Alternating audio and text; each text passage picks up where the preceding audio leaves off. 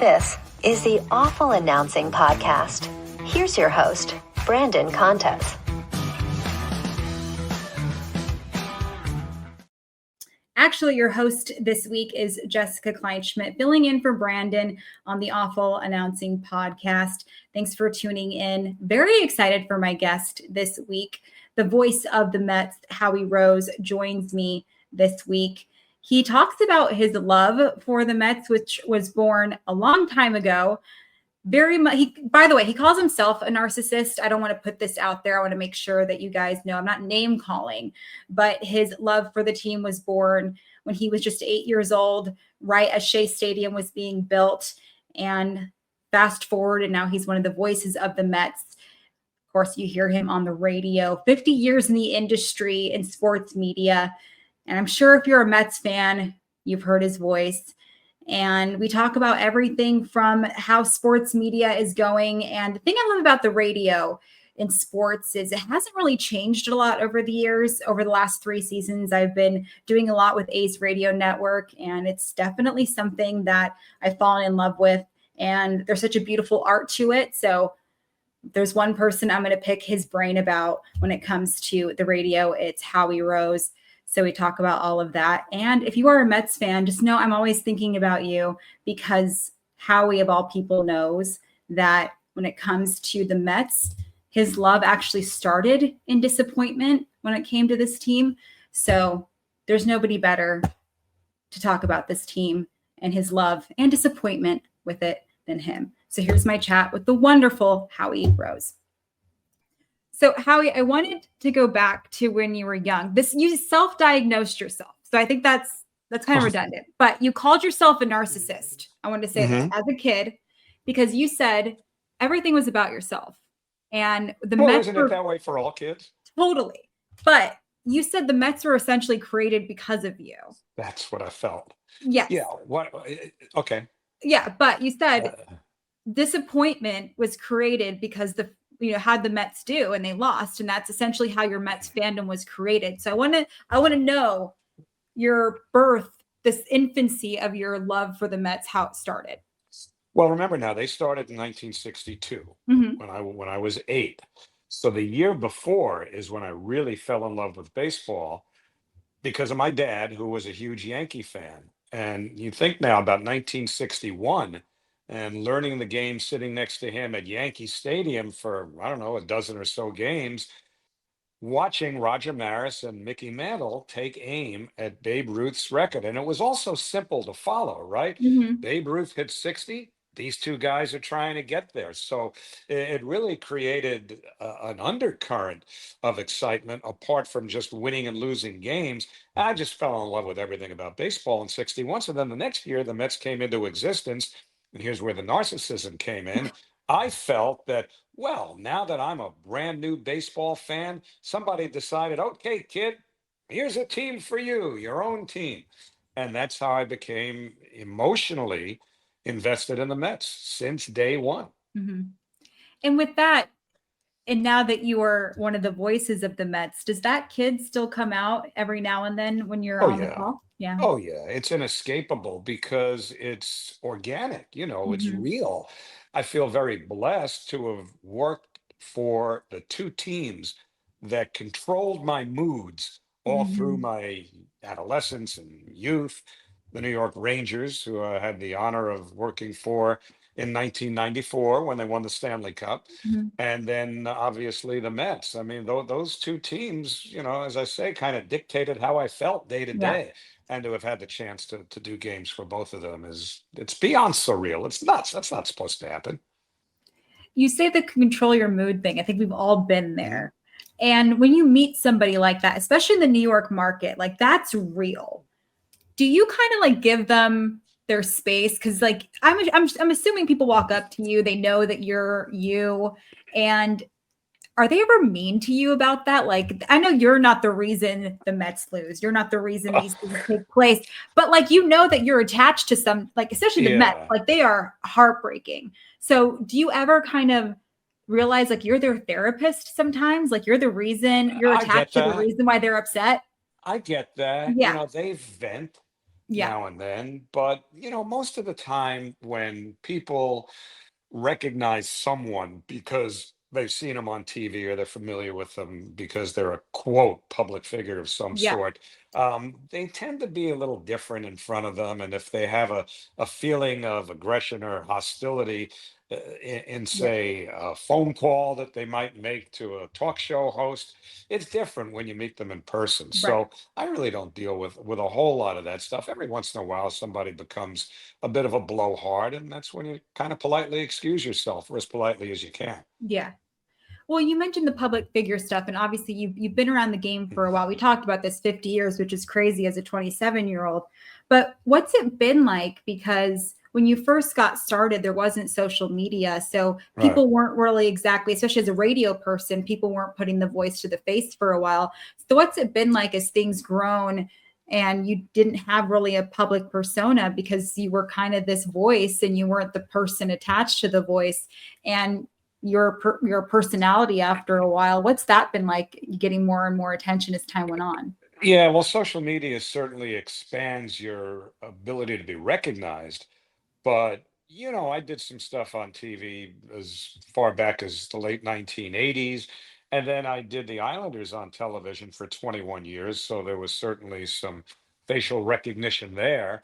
And as you point out, nowadays, there are so many different vehicles on various social media Mhm. platforms that have video components. And at the ballpark, we do things that wind up on the video board. Remember, that wasn't a Yeah. thing back when I was growing up. There were no video boards where you had, if not necessarily an interactive relationship between fan and broadcaster. They do have things right now that enable, whether they're features or contests or things like that. We're all part of the same community. And so with video being what it is, we're more recognizable than I guess radio people would have been a Yeah. generation ago. And it's cool. I Yeah. like it. Oh, good. Good. I'm glad they're nice to you. I get really worried about people that Most of I, them. yeah. I'll give you a story, just Okay. because I probably figure you're sitting here going, well, he's holding back something, right? I'll tell you how crazy it could be. And this isn't a Okay. case of being nice or not. Years ago, this has to be at least 10, maybe 15 years ago, I was having lunch or dinner, excuse me. I was having lunch or dinner in a diner with my wife and daughters. Somebody comes over to me, a guy who I'm guessing was in his, I don't know, 40s, 50s, whatever, but yeah, youngish enough looking. But still, he said to me, and he was a little kind of shy about it. He said, I have a son who wants to get into sportscasting. And I know I'm his father and I'm biased, but I Mm. really think this kid can be good. I think he should be able to get into Newhouse at Syracuse. And, I think he can go places. So he's here with me today. I didn't want to just drag him up here. Would you mind if he came over and said and asked you a question or two? I said, sure. Hmm. Kid comes over. He's in third grade. Oh boy. The kid was like 9 years old. And how are you supposed to handle that? I didn't want to embarrass his father, who was, obviously a bit of a kumquat. Yeah. But, you just said, look, your voice is going to change. Have fun with it. Learn how to, speak Yeah. publicly and go get it. But that was nuts. Yeah. Unless you're meeting like a Mm. total Mm. like genius, but I don't know if that's actually the case. He might have been. Maybe the Yeah. kid's on the air some well, actually, now he's probably in his 20s, so I guess he Yeah. could be on the air somewhere Yeah. or in jail. You never know. There's, Yeah. I mean, I big think gulf between those two. I'm pretty sure in third grade, my parents would have known if I was going to be on the air or in jail by my age, for Yeah. sure. What did And they I'm think? on the air. Okay. Did you fool them? I fooled them. Yeah, good for Oh, them. okay. Good. Yeah, that was a nice gamble on their part. And it's interesting because when I think of time, it's always interesting because we sign contracts and we think of like somebody's career, especially in our industry. 50 years. Does 50 years feel like 50 years to you, or does it feel like less? Does it feel like more? You know what, Jessica? Sometimes it feels like it's been a week, Mhm. And as you get older, you get stuff, aches and pains and stuff. You don't get up as quickly in the morning as you used to. And you go, yeah, this feels about right, 50 Yeah. years. but it's amazing to me. And there are still times when, because I'm kind of introspective by nature anyway, so I think Yeah. about stuff a lot. And as we talked about earlier, the idea that I could have embraced two teams as a kid and had this dream to become a broadcaster. Now, being a broadcaster doesn't necessarily mean working in any particular city or at any Hmm. particular station or network or for any particular team. It's a broad-based goal when you're very young. So it was an abstract thought that, wow, maybe someday I could work for the Mets or the Rangers. I just wanted to get on the air somewhere. So yeah, to have it happen and work out the way it has been sometimes beyond belief. I love that. You said you're Excuse me. introspective, and I've heard you say that a Yeah. couple of times. When did you realize you were introspective, and like what comes across your mind when you're doing your Well, internal thinking? I'll give you an example. Where I live now is not too far from where I grew up in Queens, which is the borough of New York, where Shea Stadium and now Citi Field have been located. So very often when I'm on my way to the ballpark, I'll either go right through the neighborhood where I grew up, depending on traffic patterns, or simply go past a couple of things that trigger a memory. Even if it Mm, was my old, let's say, junior high school. We called it junior high school then. I think it's middle school now. But mhm. anyway, I'll drive past that school, for example, and my mind immediately flashes back to seventh grade, eighth grade. Oh, wow. And so I think if seventh grade me could look out 50 years or plus, actually, whatever it's been, to see what transpired, I would have been shocked. Couldn't happen. Fairy Mhm. tale. So that's kind of what I mean by introspective. Yeah, It's just I've got this ability to have things trigger a memory that deepen the appreciation for what I've been able to accomplish. I love that. I'm the same way too. Like because I'm not too far from my hometown. I'm like 3 hours away, and it's not always good though. Sometimes that it's like I'll see something, I'm like, oh, like Well, cringe a that's little a bit. whole other story. Yeah. Every time I pass a little league field or a field where I played ball, I go, "Oof, I Yeah, remember that. yeah, It yeah, didn't go definitely. well." Did not always, not always. The thing I love about baseball, as well, radio and baseball, of all the Mhm. mediums, I feel like it's the one that maybe didn't change that much, compared to like TV and of course social media and all of that. Would you agree with that? But I mean, on that note, adding to that, what do you think has changed with radio and baseball over the years? Well, let's take the first part first. That is a great point, Jessica, because watching baseball on television today does not in any way resemble watching baseball on television when I was growing up, Yeah, for all the reasons we know and others we can talk about if you want. But radio, you're right, is largely unchanged because the yeah, responsibility remains the same. We are charged with the responsibility of creating images. It's the greatest challenge in broadcasting to me, to sit at an event and try to make someone who's listening see what's happening on that field or on that rink or court, wherever. And it's so energizing to do a game on radio because I had done radio before I did television. The first baseball game I did on television, I walked out of the booth going, "This is like stealing. This is mhm, easy. Half this job is done for you between graphics and right, stats and producers, basically bringing their vision of that night show to the air. You punctuate and narrate more on television than you do on radio. So in that respect, radio hasn't changed. Now, what has changed is the fact that there are way more drop-ins than there used to be, meaning mm, little, ideally, they're 10 seconds, but we always seem to get twice as much copy as we're supposed to for a quote 10-second drop-in. But anyway, we have to stuff a lot more of those things in. Every little move is sponsored now. And, you have to stay disciplined to honor the client because that's what they are. right, You didn't win. There was a book that the longtime Washington Senators broadcaster, the late Bob Wolf, wrote years ago. mhm, And I forgot exactly what the title was, but the gist of it was It's not what you said on the air, it's how you sold the beer or something like that.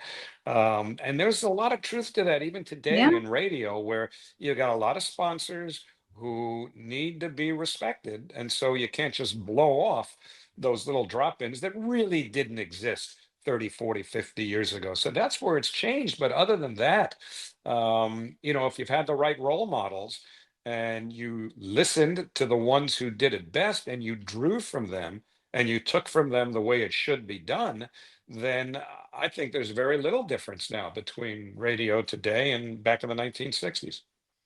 And there's kind of like a romantic aspect to it too, because I mean, obviously from the beginning, the radio, like you mentioned, like painting a picture, because I've been doing more radio in the last 3 years and I really didn't respect it, and not in a mean way, but it was kind of accidentally stumbled upon it. And the A's gave me so many beautiful opportunities, learning from the great Ken Korak, like how do you Yeah, ignore Ken's that? great. Oh, he's amazing. And one of Say the hi most for me, beautiful, please. I definitely will. And just learning from him, you can't ignore just how beautifully like he presents it. And there's such a responsibility behind it that I didn't even really know existed. And to finish a game, you're not watching it, right? But you feel like almost you've seen the game better listening to it sometimes than actually watching it. And people don't realize the responsibility that's there, that It's it blows my mind.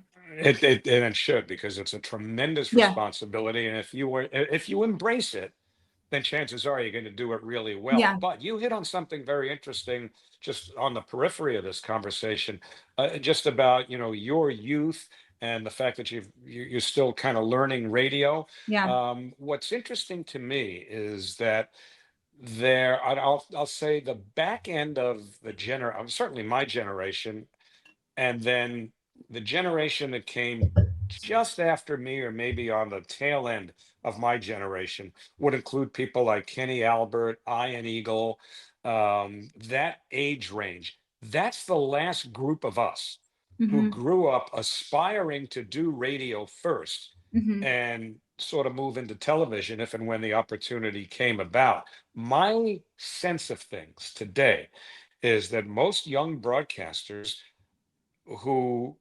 created the dream of becoming an announcer immediately took to television as their Hmm. goal Yeah. and never spent enough time learning not only the craft but the art of Yeah. radio when it's done well. And I just wish that more young broadcasters coming along today would embrace radio first and then make your move into TV.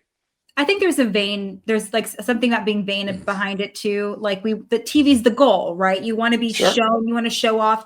And I think that that's fair to a certain extent. And I think there definitely is a youth aspect to it too. And on money's definitely there's more money in Exactly. TV, and that's true too. But what about, I'm not going to go in a situation of like the introducing the rules to it, but I know when I first got into like, because television is where I started, and I was nervous about like doing my reports within 30 seconds, which is Right. what you have to do on TV. Radio, you can kind of Right. keep going with it. But obviously with the new pitch clock, it was different. When you heard about the pitch clock, because I know sometimes you want to tell the beautiful stories, what were your first thoughts about trying to like have a conversation with the audience or tell stories when these new rules were being implemented? Well, my first reaction when the pitch clock was announced as reality a couple of years ago was thank goodness, because this game Really? was in trouble. Okay. I mean, I had people who work in the management of various teams remark along the way in the years leading up to the pitch clock that this product right now is not great Mm. because it had just gotten out of hand. The games were becoming far too long, and it's not because the length of the game was 3 hours and 30 minutes Mhm. or whatever it was. It was because there was too much downtime when literally nothing was happening. So we shaved off about 25 minutes first couple of years of the pitch clock from what the average time of the game was. And all that we eliminated was literally nothing. Mm. Nothing was happening during those moments that extended the length of the game. So I was not at all intimidated by the pitch clock. I was curious to see how it would work. That's what spring training was for. And yeah, it was an adjustment. And I think that the first month or two of the 2023 season, the first year of the pitch clock, we all had to learn to edit ourselves a little bit Mm, more, to curtail stories at times, to refrain from a certain story if you knew it was going to be a little more involved, or dare I say, long-winded than it should have been. But just as the players are the best in the world at what they do, and they yeah, adjusted, those of us who work at the jobs we have are pretty good at what we do too, because we've got the ability to adjust, and we all have. And I think the games and the broadcasts are better for it. I agree. You said the quote game was in trouble. Was that Mhm. something that was on your mind for a while? Yeah, Mhm. because you feel it, you feel it in the booth and you see it on the field, Mm, because and we're still dealing with way too many walks and strikeouts, and time going by without the ball being in play.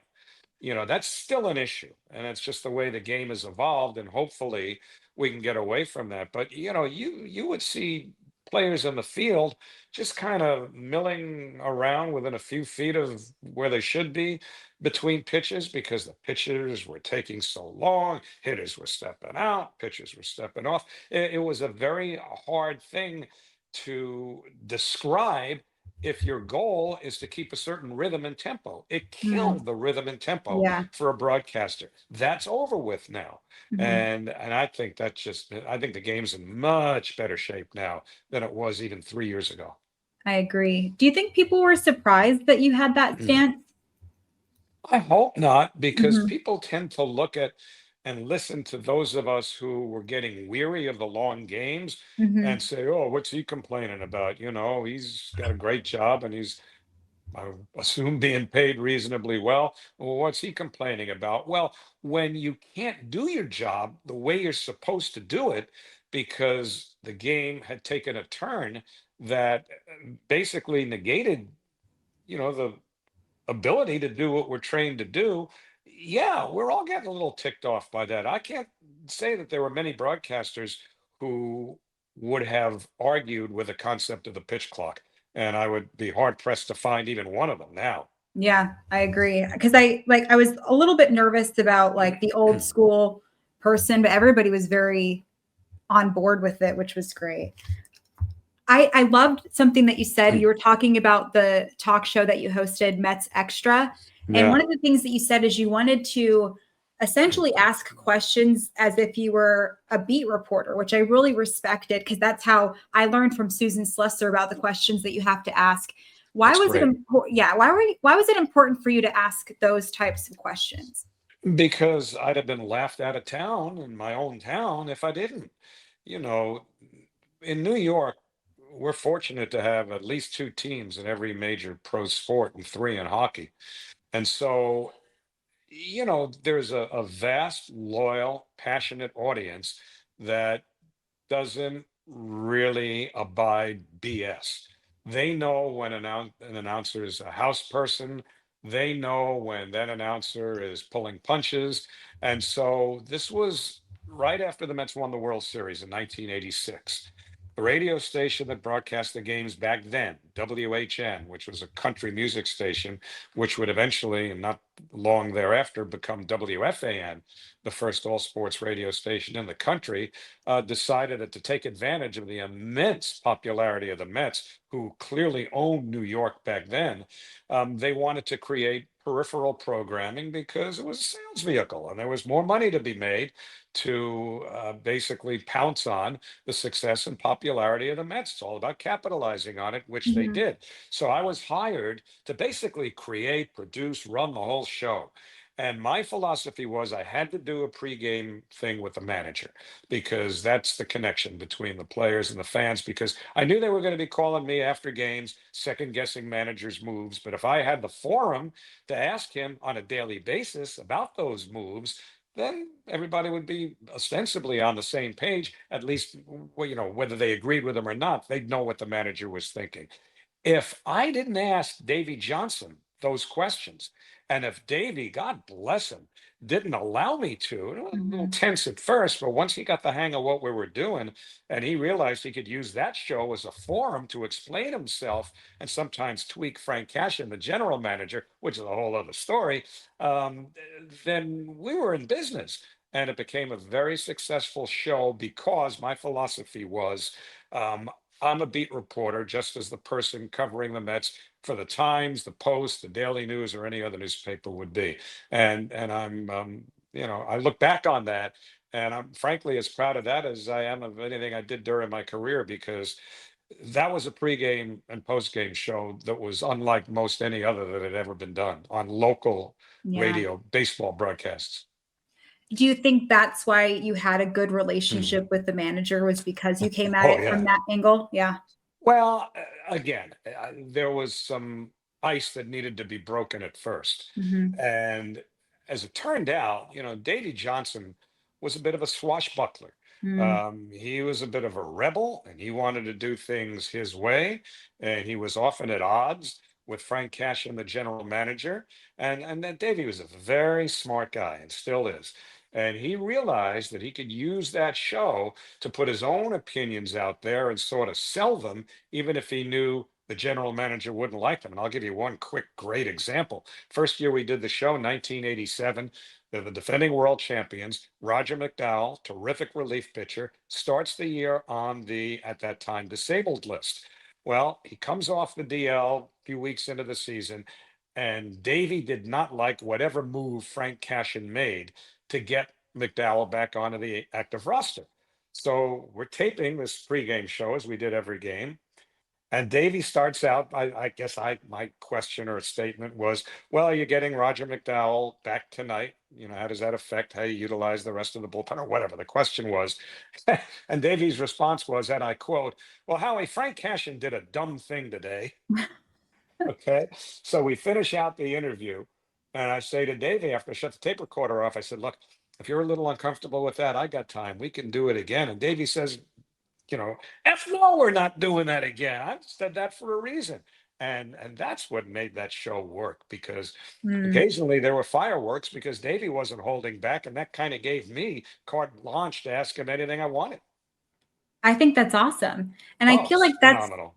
that's during a time where, I mean, I don't know, but what was sports media like back then when it came to like athletes and coaches with the media? Were they more open and more honest back then? Well, there's a fine line, because when you are doing a broadcast that is kind of, well, there's a phrase for it now, wraparound programming, whatever, anything peripheral to the game itself, Mm. I think the ball club expects that, you're going to toe the line. But when you're in New York and the competition is fierce, Mm. not only for eyeballs, but for ears, between radio, TV, newspapers, you got to get up there and take your hacks. You can't Yeah. be milk toast. You can't be tentative. You can't be a homer in that sense. You've got to ask the questions that need to be asked. And so that's the climate that envelops athletes and the media in New York. Mm. Either they get it or they leave town. And I Mm. don't mean to sound cavalier about that, but that's how it's played out. Athletes in New York who can't handle the media don't last very long, Yeah. And the ones who embrace the media and are accountable are the ones the fans love more than any. Mm. So it's not that hard from our end or from their end, but every once in a while you get a couple who come along and they can't deal with the heat. And if that's the case, I mean, I've covered a lot of athletes who have played for New York teams before. And I've covered the two main baseball teams I've covered are the Giants and the A's. And I mean, you want to talk about night and day. If you can handle New York sports media, you can handle blank. Fill in the blank for me. If you could handle New York sports media, you could handle anything. Um, well, I'd say Boston and Philly would be the other two cities that Mm. come to mind. Um, I've never found the media west of the Mississippi to be anywhere near Yeah. as I don't want to say critical because that's not fair because they are critical, but there's a certain caustic edge that I think the Northeast markets seem to have, Hmm. which transcend those of the rest of the countries. And look, that may not be fair. I mean, that's where I grew Yeah, up. That's what I read. That's what I listened to. That's what I saw. So that's kind of my sensibilities, if you will. But I don't think that it's harder to play anywhere outside of New York, Boston, or Philly than it is in those cities.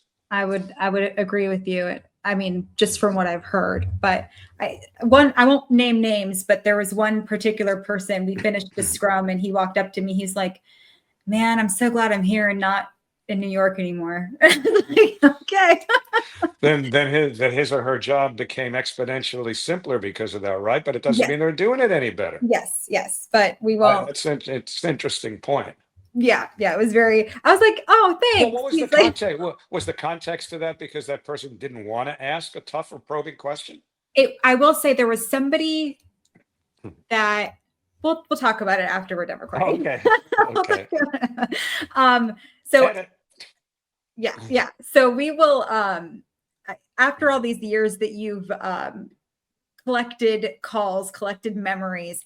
This is what was really interesting is you talked about the Pete Alonso call that you just had. And here's the thing in the wild card series. And this is what's cool is when you're talking about certain calls and there was one that just happened and it sounds like this is a more, important one that you've had, a more recognizable one. You listen to it on the flight and it's just a more recent Mhm. one. So when you've had so many over the years and you're comparing this one to a more memorable one, sounds like you were kind of embarrassed almost to like listen to it on the plane. Where like It why wasn't why my does idea. yeah, I know.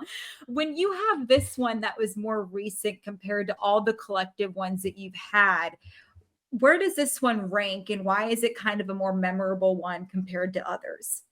I think I still need a little separation in terms of months or even years from it to put it Mm, in a better perspective because it wasn't just that one call and it's not so much the call as it is the moment. okay. A lot of us in this business can work our entire careers and never have moments like the Mets Mm. presented us with during the postseason because there was Francisco Lindor's dramatic home run in the top of the ninth inning in Atlanta That on the still I day can't.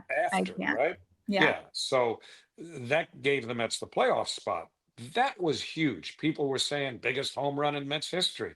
And then 3 days later, or 4 days later, Pete hits that home run, which, I mean, they were dead in the water for the first 8 innings. It's an elimination game. It's the final game of a best of three series. 16 Mets had been retired in a row going to the ninth inning. They're down 2-0. There wasn't much reason to believe. Devin Williams, who had been pretty well lights out most of the time since he came back from his injury, was the reliever for the Brewers, but the Mets get a couple of players on, and then here comes Alonso. And what I liked about the call wasn't only the act of describing the ball hitting the bat and going over the fence and everything else, but we were able to present that at bat and frame it because around the significance potentially of what it represented because it may well have been his last at bat as a Yeah. Met, but and I remember saying he could still make it his most memorable, and wouldn't you know it, he does just that.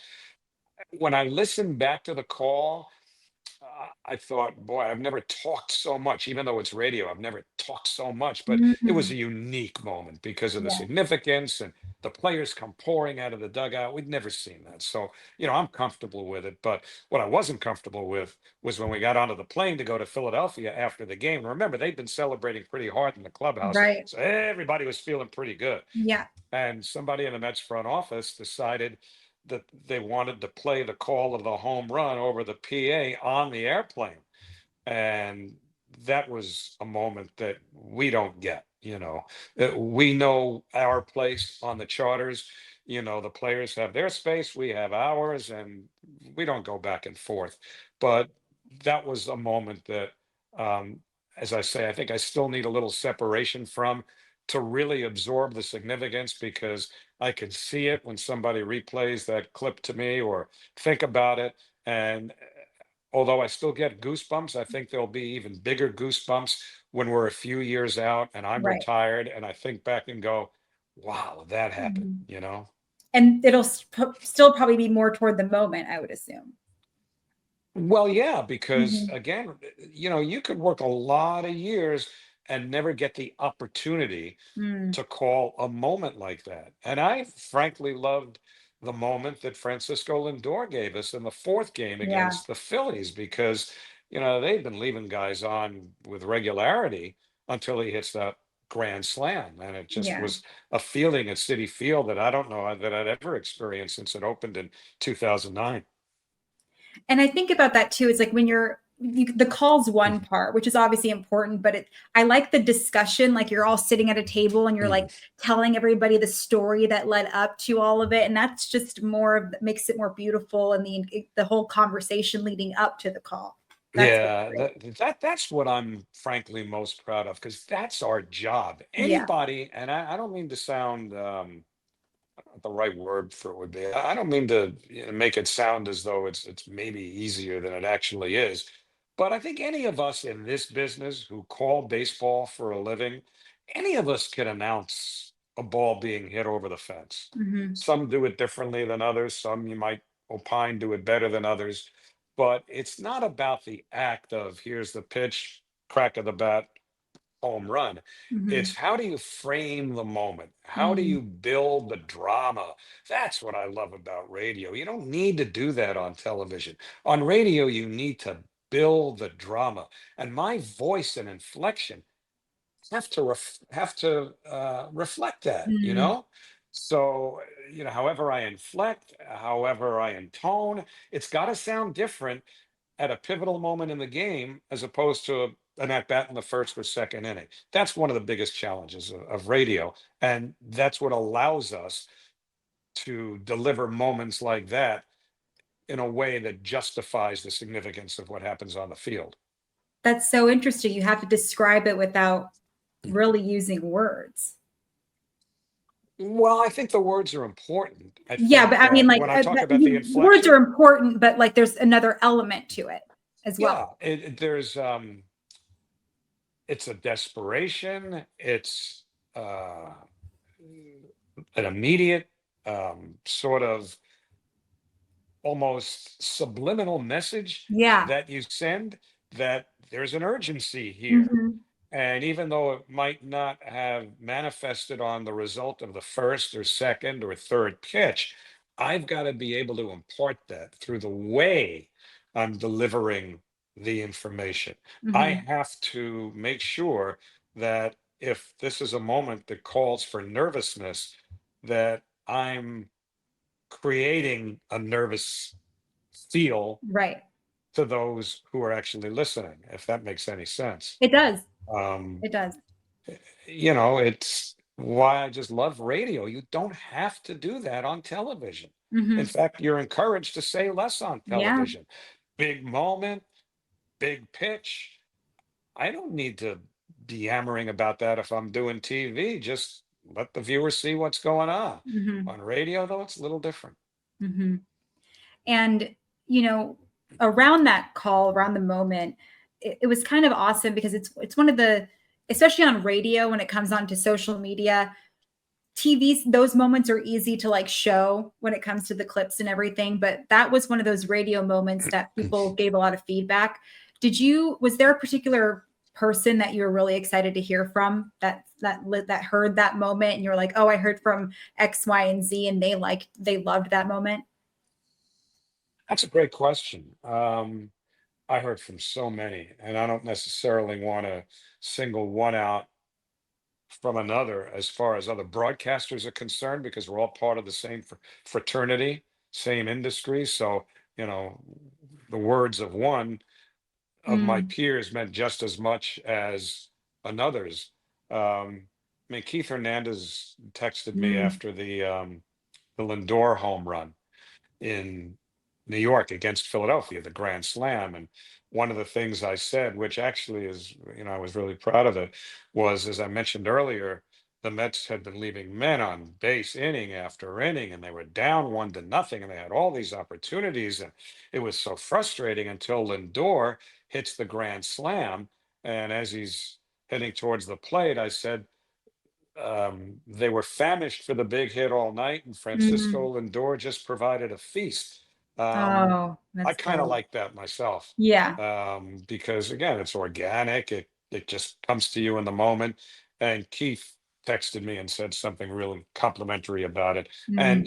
And obviously he and I are friends. We work together and all that. But given the stature that he enjoyed as a player and a baseball person, and as highly respected as he is for his baseball intellect and acumen, apart from just being a terrific player, that meant a little more to me. It Right. really did. So thanks, Keith.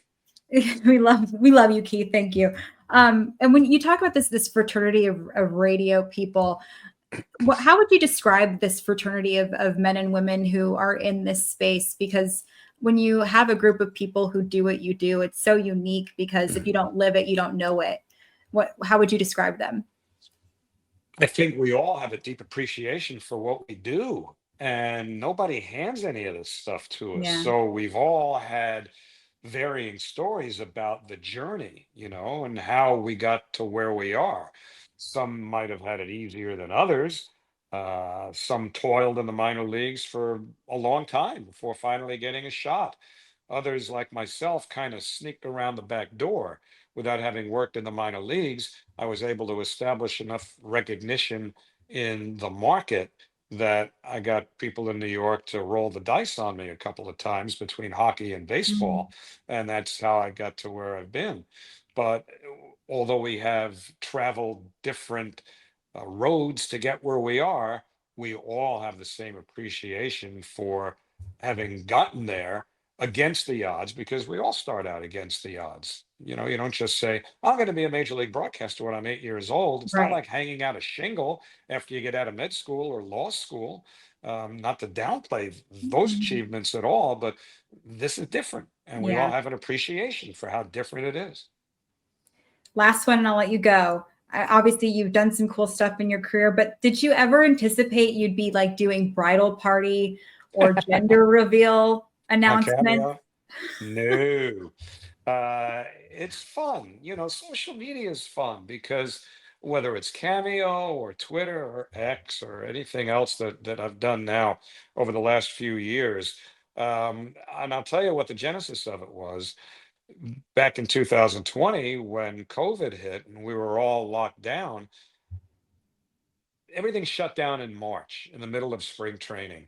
And when we got around to the beginning of what would have been the regular season, I felt so detached, Yeah. and I felt like I gotta interact somehow because I'm used to talking to Mets fans and baseball fans this time of year. And I'd always rejected the idea of going on Twitter because I didn't trust myself. I Because get I it. figured, I'll have that second glass of wine at dinner and then I'll think, yeah, I can say this. This is cool. I'll How get does it away go with on it. Twitter? What's the And worst that could happen? then, oops, shouldn't have done that. So I really, really stayed away for a Yeah. long time. But I couldn't take the disconnect anymore Yeah. in 2020. So I signed on to Twitter, and I didn't realize it at the time. I don't think I thought about it or had it hit me for a couple of days, but it goes along with some of the irony that involves 8-year-old kid who fell in love with the Mets from day one, becoming a longtime broadcaster and everything else that's come my way in terms of accolades. The first tweet that I ever sent out was sent on April the 11th, 2020. Would you believe that April the 11th, 1962, is the date when the Mets played their very first game Oh in the my gosh. National League? And I trust me when I tell you this, I did not plan it that way at all. It just worked out. Amazingly done. Nice work. Yeah, it just fell into place. Gotta love the universe that way. Yeah. Most of the time, yes. Oh yeah. We don't have to talk about all the times we don't like the universe. Right, Yeah. Yeah. right. Thank you so much. This was awesome. I appreciate your time. I really enjoyed it, Jessica. That was my talk with Howie Rose. Just one of the goats. one of the best voices in the game. And I loved how he talked about not just the call for an iconic moment, but the moment itself. And I think we also talked about the Braves Mets game, which I'm still recovering from.